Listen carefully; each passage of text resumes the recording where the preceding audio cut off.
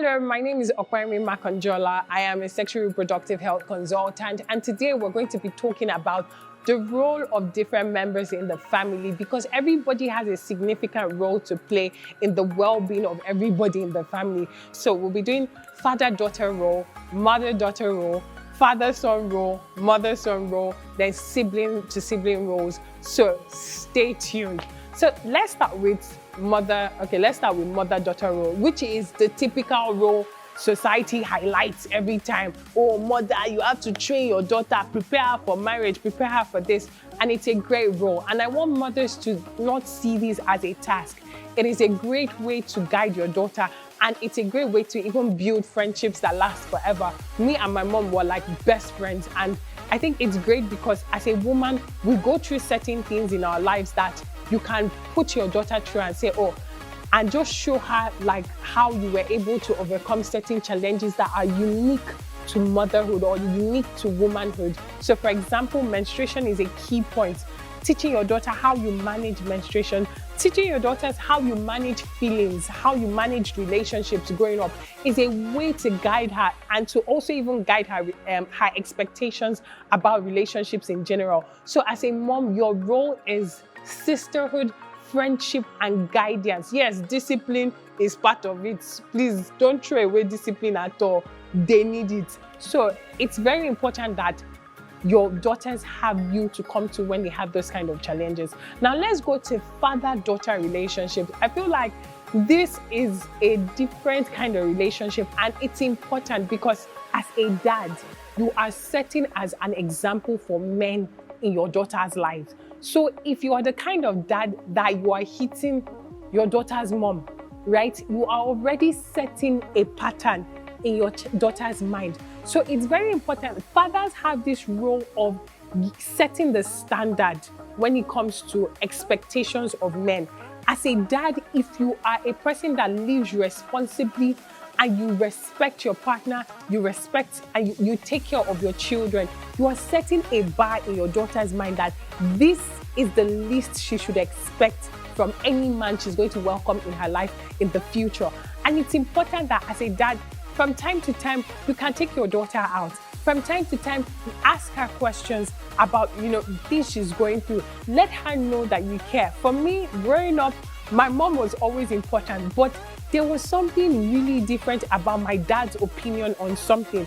I felt like there's a way dads have this high up there role and figure that just makes we girls feel special. So dads, please, you are setting an example, and also just keep communicating with her. As a dad, it's important to tell your daughters things like, you're beautiful, you are great, you are amazing, you're wonderful. I speak to a lot of teenagers who are broken, and one of the things I've noticed that these children did not get affirmations growing up. They didn't get affirmations from their parents. Nobody said anything but you are stupid, you're an idiot, and children carry these things forever. But as a father, when you look at your daughter and say you are beautiful, it's very different from when her mom says, oh, she's beautiful. She sees dads and saying, okay, this is coming from a male angle, and she believes it. So dads, there's so much you can do to help your daughters. Even as she grows, comment, say positive things, encourage her, and also observe her. Like if she's in a relationship, this is when she's much older. She has probably finished school. If she's in relationships, you can chip in some advice here and there. You can observe whoever she's dating from a distance so that you can give guidance from a male perspective. She should be able to come to you at any point to ask for advice. She should be able to trust you. You might not be perfect, but you should be a good role model. So that is father to daughters. Then let's talk about fathers to sons. This one is like a legendary transitioning, because as a dad, it's like you're passing on the baton to your sons. So it's very important that your son sees like not just a mentor, but also like a confidant and a friend in you. Guide. Not a lot of times what I see is insult and setting standards for our boys that are almost impossible. Fathers, encourage. Let us encourage our boys. A lot of times they are set in our family settings, we tell boys, suck it up, man, no, they cry. Man, as a man, you are going to be responsible. As a man, you are taking up the challenges of the family. You need to sit up, boy. It's not just about that. There are ways that you can even talk to the guy. Find out where he's struggling and offer support. Let your son be your G at some point. Yet, there's still room for discipline. I never rule out discipline, but always remember that it's not just to push and force them and shout every time. There's room for encouragement. There's room. Let him see what you do. Sometimes take your sons to work.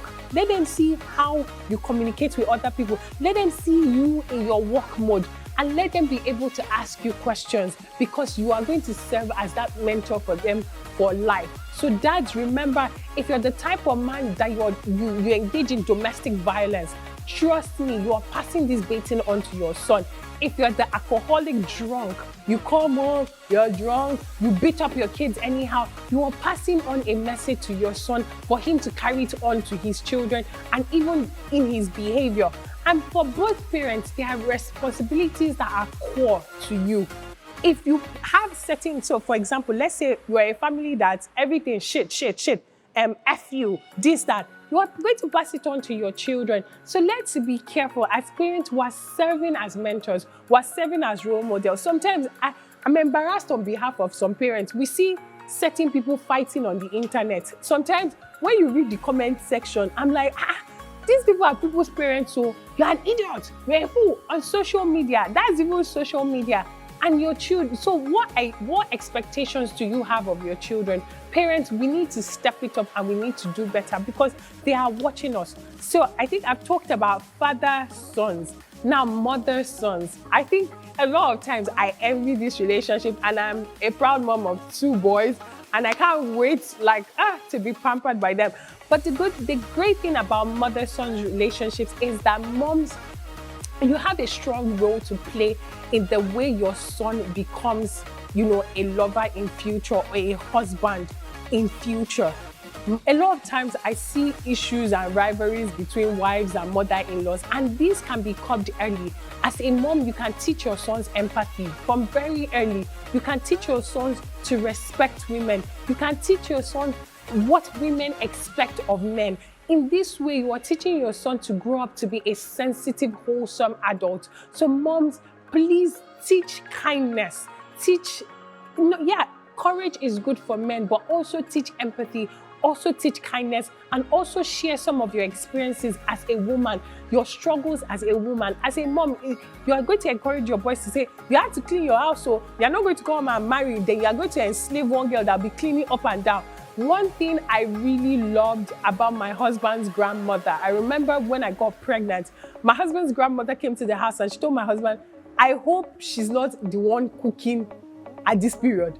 Please let her rest. Please hope she's not sweeping up and down. Let her rest. You too, help her. You too, do this. Women, we need to empathize with ourselves. And one of the ways to teach empathy to your sons is letting guys know what women go through so that they can support. Before I go, the last point is sibling-to-sibling relationship. You can never underestimate the role and the power of siblings because they know things more than parents. A lot of times, we parents, we say, oh, we know our children, I know what my children can do. A lot of times, you do not know your children that well. Siblings know themselves better than the way parents know children. So it is important that you encourage sibling relationship. So for example, growing up, I remember that I talked about this handshake before. My younger brother just came up and said, okay, you know what? There's a new code in town. If a guy should hold your hand and he does like this, be careful, run away. If a guy does this, so whenever there was like a guy code happening that was harmful to girls, my younger brother will run home to tell me the code so that I can beware and be alert. And these are like tips because sibling-to-sibling relationship is powerful because siblings are closer in age. They know what is going on at that period and they can help each other out. Sometimes when I see girls who are dating abusive boys, I'm like, where is your brother? As an older brother to a girl, even a younger brother, you can defend your sisters and you can show them what to expect in relationships, right? A guy cannot, how can you be a big brother and somebody is slapping your sister and you're just like, sister, behave better. instead of you to man up. So guys, please let us leverage on these different family relationship links, because everybody has something to bring to the table. So I really hope this helps. See you in the next video.